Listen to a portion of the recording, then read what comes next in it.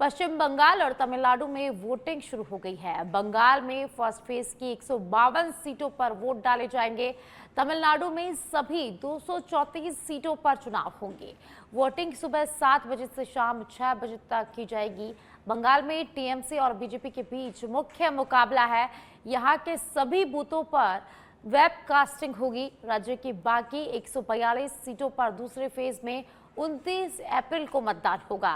Result 4 मई को आएंगे। तमिलनाडु में डीएमके और कांग्रेस और इसी के साथ एआईएडीएमके और बीजेपी के बीच महामुकाबला है। तमिल एक्टर थलापति विजय की नई पार्टी टीवीके इस लड़ाई को त्रिकोणीय बना रही है। महाराष्ट्र की बारामती सीट पर भी उपचुनाव है। यह सीट महाराष्ट्र के उप मुख्यमंत्री अजीत पवार के विमान हादसे के निधन के बाद से खाली है। अजीत पवार की पत्नी सुनेत्रा पवार के खिलाफ विपक्षी महाविकास अघाड़ी की ओर से कोई भी उम्मीदवार मैदान में नहीं है। तो तमिलनाडु की 234 सीटों पर मतदान किया जा रहा है। बंगाल में पहले फेज की 142 सीटों पर वोटिंग जारी है। चारधाम यात्रा के 5वें दिन यानी कि आज चमोली स्थित बद्रीनाथ धाम के कपाट विधिवत रूप से खोल दिए गए हैं। सुबह 6:15 पर मंदिर के द्वार खुलते ही भगवान बद्री विशाल के दर्शन शुरू हो गए हैं। सबसे पहले मंदिर में रावल ने प्रवेश किया। इस अवसर पर मुख्यमंत्री पुष्कर सिंह धामी भी यहां पर मौजूद रहे। अनुमान है कि पहले दिन -4 डिग्री सेल्सियस तापमान के बीच करीब 7,000 लोग बाबा के दर्शन करेंगे। कपाट खुलने के बाद अंदर पूजाएं शुरू हो गई है। यहां सबसे पहले बीते 6 महीनों से जल रही अखंड ज्योति के दर्शन किए जा रहे हैं। कपाट बंद होने के समय बद्री विशाल पर चढ़ा घृत कंबल हटा दिया गया है। बद्रीनाथ धाम के पूर्व धर्माधिकारी आचार्य भुवन चंद्र उनियाल ने बताया कि इस साल कंबल घी में लबालब मिला है, जो ये संकेत देता है कि पूरे साल मौसम अनुकूल रहने वाला है। तो बद्रीनाथ धाम के विधि विधान के साथ कपाट खुल गए हैं।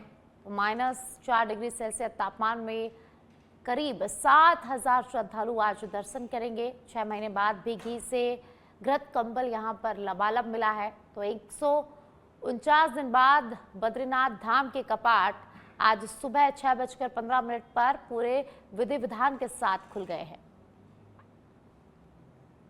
कपाट खुल गए हैं। आज भगवान बद्री विशाल के भी कपाट खुल गए हैं। सभी भक्तों के लिए सभी हमारे धाम तैयार हैं। सभी दर्शन के लिए आने वाले लोगों के लिए सभी व्यवस्थाएं सुव्यवस्थित रूप से करने का प्रयास किया गया है। अभी चूंकि पिछले वर्ष और इस वर्ष अभी भी यात्रा शुरू होने से पहले लगातार बर्फबारी होती रही, लेकिन उसके बाद सभी भक्तगण सभी आए। सबका स्वागत है, सबका अभिनंदन है। अच्छी यात्रा होगी, अच्छी व्यवस्था मंदिर समिति के द्वारा भी यहाँ पर की गई है। और ये भगवान बद्री विशाल की नगरी है। यहाँ हमारे प्रधानमंत्री जी ने 2022 में इस भगवान बद्री के स्थान का मास्टर प्लान यहाँ के लिए तैयार किया करवाया था, जो आज काफी आगे बढ़ गया है। काफी काम यहाँ पर हो रहे हैं और भव्य बद्री के रूप में ये स्थान पूरी तरह से दिखने लगा है। इसके साथ एक माड़ा गांव भी है यहाँ जी। तो मैं सभी आने वाले श्रद्धालुओं से ये भी अनुरोध करूंगा कि वो चारों धामों के दर्शन के साथ साथ हमारे आसपास के धामों के आसपास के जो स्थान है उन स्थानों को भी देखें। यहाँ माड़ा गांव, जिसको भारत का अंतिम गांव कहा जाता था, प्रधानमंत्री जी ने 2022 में यहाँ का प्रवास किया था, यहाँ का भ्रमण किया था। उसके बाद आज वो स्थान भी हमारा तेजी से आगे बढ़ रहा है। उसको पहले गांव की संज्ञा दी देश की और पहले गांव के रूप में आज उसका विकास आगे बढ़ रहा है। वहाँ की मातृशक्ति कल में शाम को सबसे मिला था। 100% उन्होंने वोकल फॉर लोकल को आगे बढ़ाते हुए 100% आज लगती की बेटियां वहाँ की बहनें बन रही है। और आज सुबह ब्रह्म मुहूर्त में भगवान बद्री विशाल के कपाट अब 6 माह के लिए खुल चुके हैं। यानी कि आने वाले 6 माह अब नर यानी मनुष्य अब यहाँ पर पूजा अर्चना भगवान बद्री विशाल की करेगी। बाकी 6 महीने की अगर हम बात करें तो उस समय यहाँ पर देवता भगवान बद्री विशाल की पूजा अर्चना करते हैं। पर मैं आपको पहले स्थिति दिखाता हूँ कि दूर दूर से यहाँ पर श्रद्धालु आ रखे हैं। अगर आज के दिन की बात करें, क्योंकि कपाट आज सुबह 6:15 पर खुले, तो 6:15 पर जब कपाट खुले तो देश भर से यहाँ पर श्रद्धालु पहुंचे हैं। श्रद्धा का आप सैलाब देख सकते हैं कि किस तरह से लोग एक दर्शन भगवान बद्री विशाल का करना चाहते हैं, सिर्फ एक बार उनके दर्शन करना चाहते हैं। और दर्शन के लिए अगर मैं आपको दिखाऊं तो काफी लंबी लाइनें यहाँ पर लगी हुई है, लगभग यहाँ पर 1 किलोमीटर लंबी लाइन लगी हुई है। और लोग जितने भी श्रद्धालु यहाँ पर पहुंच रखे हैं वो दर्शन करना चाहते हैं, वो चाहते हैं कि गर्भगृह के दर्शन एक बार हो जाएं, भगवान बद्री विशाल के दर्शन एक बार हो जाएं। और दूर दूर से यहाँ पर लोग पहुंच रखे हैं और हर किसी के जो मन की आस्था है, जो उनकी आस्था है, वो यहाँ पर दिखाई भी पड़ती है। सुबह 4 बजे से ही यहाँ पर लाइनें लगनी शुरू हो गई थी और 6:15 पर मुख्यमंत्री पुष्कर सिंह धामी यहाँ पर पहुंचे। उससे पहले ही गर्भगृह के कपाट खुल चुके थे, मुख्यमंत्री पुष्कर सिंह धामी लाइन में लगे, उसके बाद उन्होंने दर्शन किए और दर्शन करने के बाद वो यहाँ से चले गए। लेकिन जितने भी पूजा अर्चना यहाँ पर हुई है वो सारी पूजा अर्चना यहाँ पर जो रावल हैं उनके द्वारा की गई। अब आपको अगर बात करें तो आप देख सकते हैं कि हर कोई यहाँ पर मौजूद है। और अब जिस तरह से हमने पहले भी बताया कि आने वाले जो 6 महीने हैं, 6 महीनों तक यहाँ पर मनुष्य भगवान बद्री विशाल की पूजा करेगा और उसके बाद जब कपाट बंद होते हैं तो बाकी के 6 महीने यहाँ पर भगवान उनकी पूजा अर्चना करते हैं। बद्री विशाल मिलकर ही यहाँ पर जो भगवान है बद्री विशाल, उनकी पूजा अर्चना होती है। और आप देख सकते हैं कि आस्था का सैलाब भी यहाँ पर नजर आ रहा है। मेरे सहयोगी राजेश पुरी के साथ योगेश सेमवाल, बद्रीनाथ, सच बेघर। शाहबाद से है, जहां शाहबाद क्षेत्र की पुरानी घाटी में लंबे समय बाद एक भालू देखने जाने से इलाके में हलचल मच गई है। राहगीरों ने चलते वाहन से इस दुर्लभ दृश्य को अपने कैमरे में कैद किया, जिसके बाद यह खबर तेजी से फैल गई है। स्थानीय लोगों और वन्यजीव प्रेमियों के बीच इस घटना ने उत्साह भर दिया है। उनका मानना है कि यह क्षेत्र जैव विविधता के लिहाज से बेहद समृद्ध है और यहाँ वन्यजीवों की मौजूदगी इसका प्रमाण है। इसी के साथ वन प्रेमियों ने सरकार से मांग की है कि शाहबाद क्षेत्र को जल्द से जल्द वन्य जीव सेंचुरी घोषित किया जाए, ताकि यहाँ के प्राकृतिक आवास और वन्य जीवों की बेहतर सुरक्षा सुनिश्चित की जा सके। वन विभाग की ओर से अभी तक इस मामले में आधिकारिक पुष्टि नहीं की गई है, लेकिन क्षेत्र में भालू की मौजूदगी ने संरक्षण को लेकर बहस को तेज कर दिया है। तो बारां के शाहबाद से खबर है, जहां एक भालू देखा गया है। पुरानी घाटी में लंबे समय के बाद भालू नजर आया है और इसी के साथ वन प्रेमियों ने इस अद्भुत दृश्य को अपने कैमरे में कैद कर लिया, जिसके बाद ये जो वीडियो है वो अब काफी वायरल हो रहा है। बीकानेर से खबर है, जहां पुलिस के जिले में एरिया डोमिनेशन कार्रवाई देखने को मिली है। 78 टीमों ने 424 स्थानों पर दबिश दी और कुल 143 व्यक्तियों को गिरफ्तार किया गया है। 85 अस्थायी वारंटी भगोड़े और 4 इनामी आरोपियों को गिरफ्तार किया गया है। अवैध मादक पदार्थ भी पुलिस ने यहां पर जब्त किए हैं। एसपी मृदुल कछावा ने कहा कि लगातार एरिया डोमिनेशन की कार्रवाई चलती रहेगी। संगठित अपराधियों और असामाजिक तत्वों की गिरफ्तारी होगी। नशे पर लगाम लगाने के प्रयास यहां पर किए जा रहे हैं। आमजन से पुलिस ने सहयोग की अपील की है।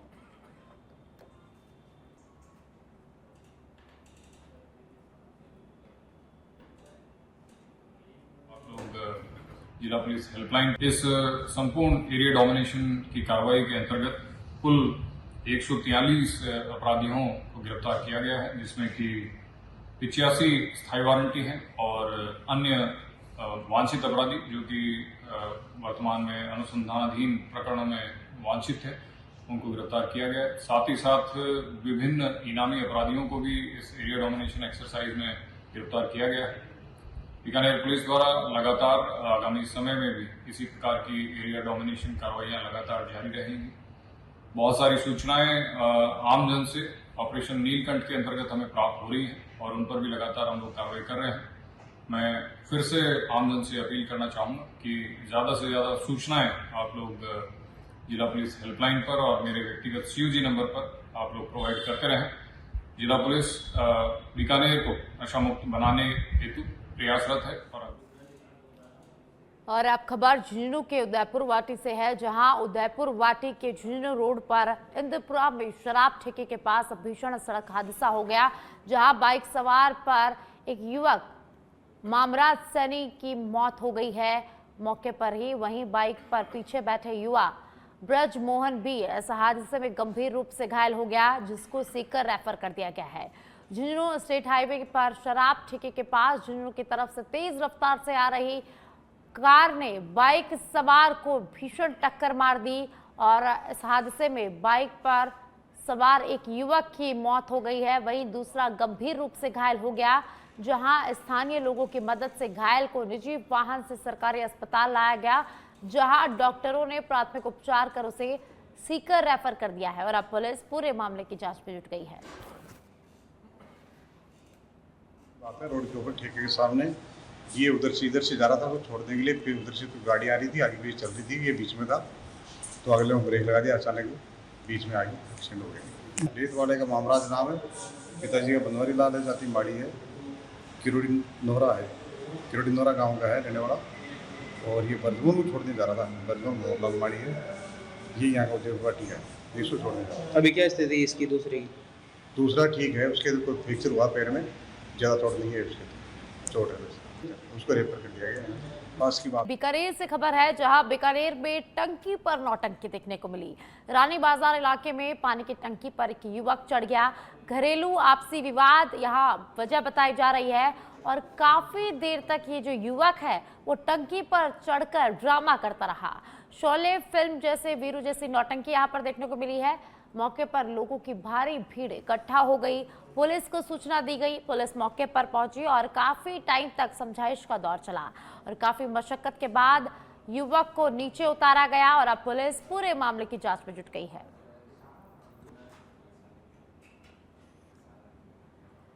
तो बीकानेर के खाजूवाला से खबर है, जहां पानी की टंकी पर चढ़कर एक युवक ने जोरदार ड्रामा किया है।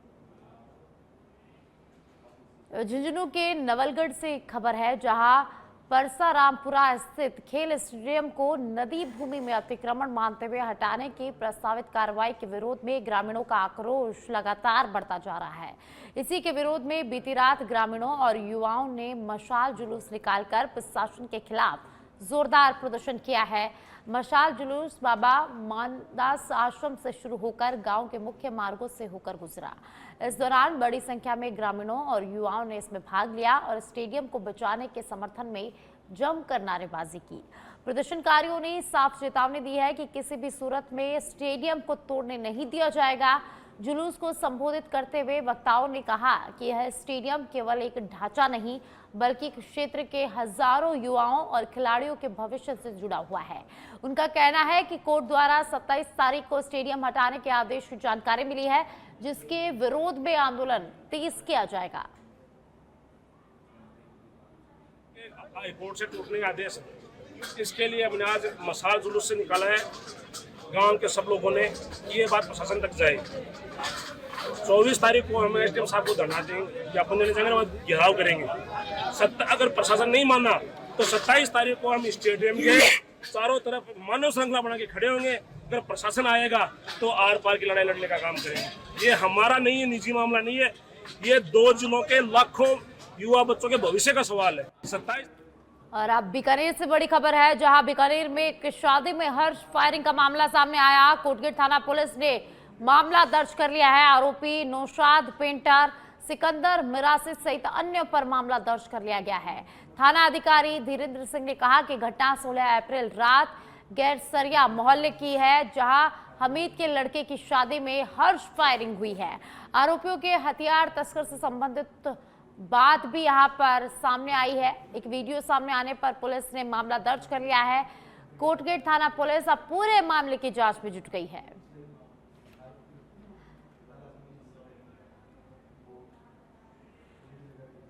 और अब खबर बांसूर से है, जहां बांसूर थाना क्षेत्र से बड़ी प्रशासनिक कार्रवाई सामने आई। कोटपुतली बहरोड जिले के पुलिस अधीक्षक सतवीर सिंह के सख्त रुख अपनाते हुए उन्होंने थाना प्रभारी राजेश यादव को लाइन हाजिर कर दिया है।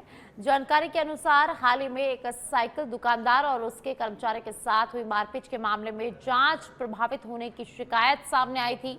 मामले को गंभीरता से लेते हुए एसपी ने तत्काल प्रभाव से कार्रवाई की है। गौरतलब है कि राजेश यादव को कुछ समय पहले ही बांसूर थाने की जिम्मेदारी सौंपी गई थी। उनसे पहले थाना प्रभारी रहे सुरेंद्र मलिक को भी लाइन हाजिर किया गया था। जिसके बाद यह पद उन्हें सौंपा गया था। इस कार्रवाई के बाद पुलिस महकमे में हड़कंप मच गया है। साथ ही यह स्पष्ट संदेश दिया गया है कि जांच में किसी भी प्रकार की लापरवाही या हस्तक्षेप बर्दाश्त नहीं किया जाएगा।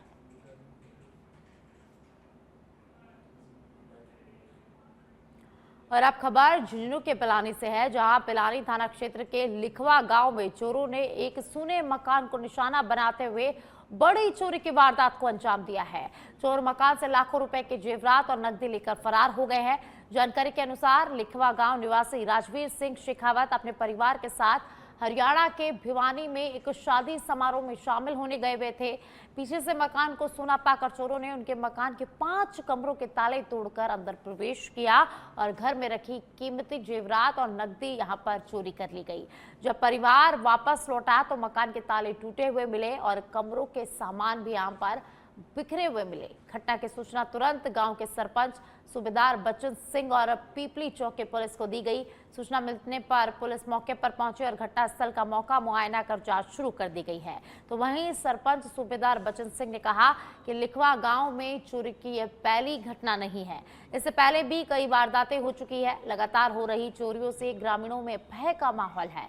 सरपंच ने प्रशासन से मांग की है कि मामले की गंभीरता से जांच करे और जल्द ही जल्द चोरों को यहां पर गिरफ्तार किया जाए। पीछे से चोरी हुई, घर का पूरा सामान निकाल ले गए। पहले भी गांव में कई बार चोरी हो चुकी है, तो प्रशासन से मेरा निवेदन है कि वो इन चोरों पर थोड़ा लगाम करे, पकड़े और उनको थोड़ा लगाम करे ताकि गांव की चोरियों से बंद और निजात मिले। पीछे से चोरी हुई, घर का पूरा सामान।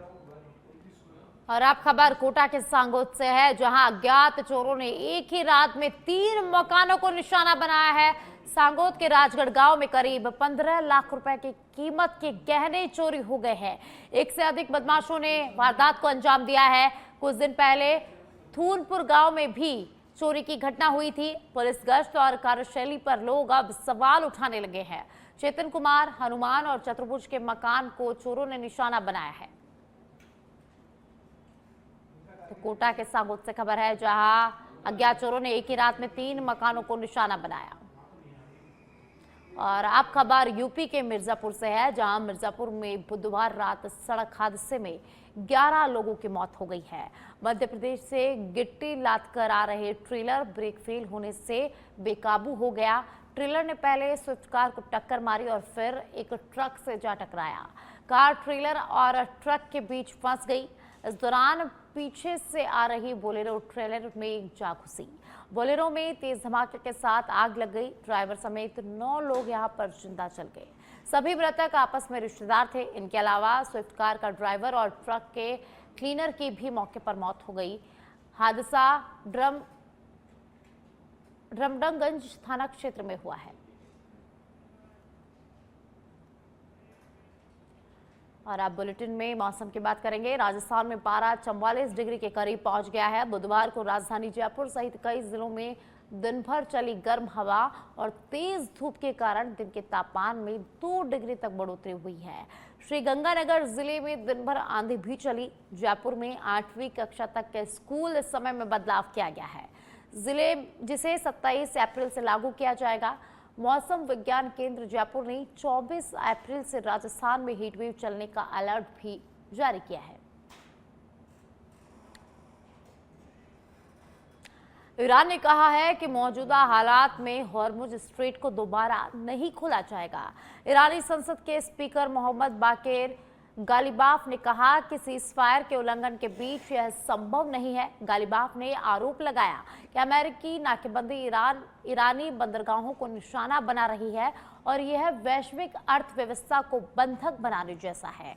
उन्होंने कहा कि पूर्ण सीजफायर तभी संभव है जब नाकेबंदी खत्म हो। दूसरी तरफ अमेरिका और ईरान के बीच शुक्रवार को पाकिस्तान के इस्लामाबाद में बैठक होने की संभावना है। न्यूयॉर्क पोस्ट की रिपोर्ट के मुताबिक पाकिस्तान की मध्यस्थता के बाद दोनों देश जल्द बातचीत की टेबल पर लौट सकते हैं। अमेरिकी राष्ट्रपति डोनाल्ड ट्रंप ने भी कहा कि यह बैठक जल्द होना संभव है।